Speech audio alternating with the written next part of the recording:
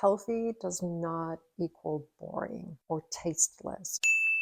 My name is Christina and I live in San Jose. Healthy means the ability to do what I want when I want without restrictions. It means balance, the ability to travel, the ability to be outdoors and not be restricted, enjoying food, enjoying friends and good company, and just living as long as I can in as better health I can. Time. It's a lot easier when you don't have time to just grab whatever you have in the fridge or gravitate towards something that has been prepared ahead of time, maybe a prepackaged meal. And I think sometimes to eat healthy, it requires chopping or even just thinking ahead of time what it is that you're going to eat, because the ingredients are so fresh that you need to replenish your refrigerator. I tend to gravitate towards relatively healthy foods anyway, so I find things like fresh fish, like salmon, very tasty and flavorful,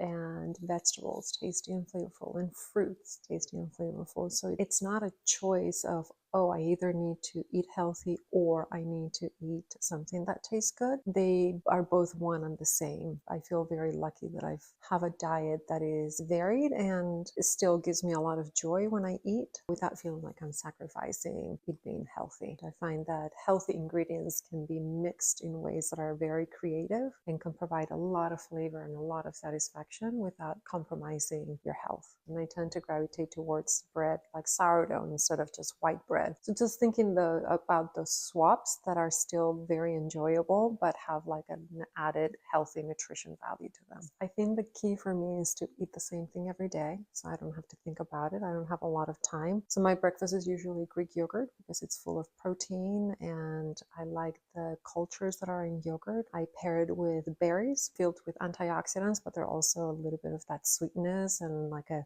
treat. And then I do have my cup of coffee, but I eat that every day, Monday through Friday, and I find that that provides a balance of keeping me full, and also my sugar levels are more constant, so I don't have cravings in the middle of the morning, and then I can just have good nutrition from the beginning of the day. I definitely am more relaxed, in part because the choices that I can make at home when I go shopping for myself might not be available wherever I'm traveling. I also like to enjoy local food, so if I go to a place that is well known for certain foods, I want to make sure that I try it and not restrict myself. But even within that, if I'm at a restaurant, I'm trying to order things that are more attuned with what I like anyway, that are also healthier. So we'll do maybe a grilled fish instead of a deep fried fish. So just really making sure that I enjoy the local cuisine and not restrict myself. I will definitely enjoy my desserts. It's something that I carry. I don't stop just because I'm on vacation. I just modify. There are a lot of different cuisines in Europe. I was born and raised in Spain, so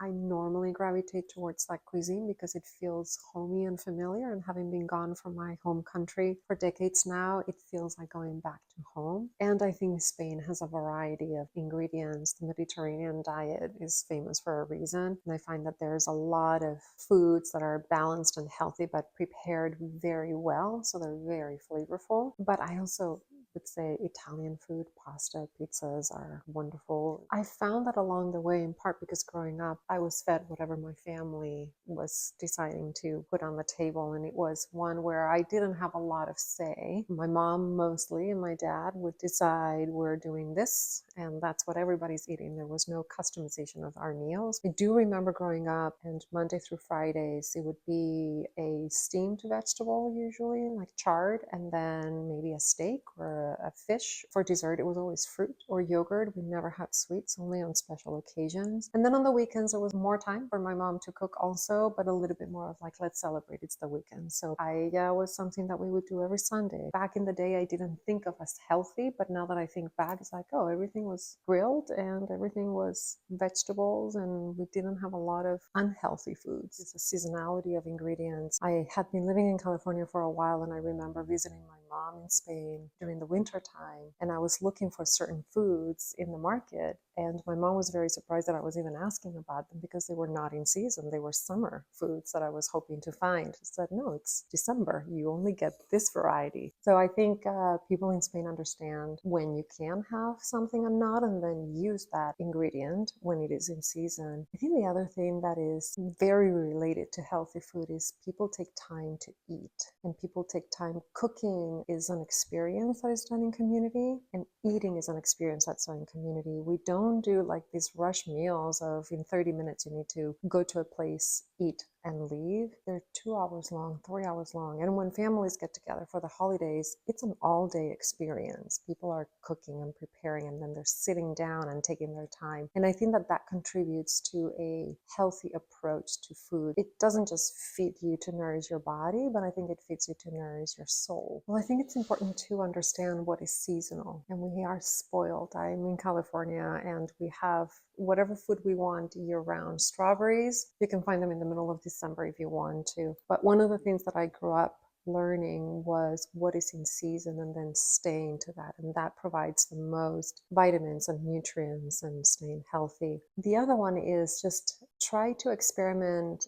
Healthy does not equal boring or tasteless or actually not good taste at all. It's the opposite. I think that I have found so many more recipes lately. I think there's a trend to be able to be creative with how you mix healthy ingredients. So just really experiment and have an open mind, because there are a lot of really good tasting foods out there that when combined properly, they are as satisfying or more than some of the unhealthy foods. And then also just try to listen to your body. The more you train your body to eat something that's healthy, the more your body will crave it. And at first it might take a while, but I find myself now definitely not wanting to have deep fried food because my body just doesn't like it. I don't feel good afterwards. Your body will tell you what works.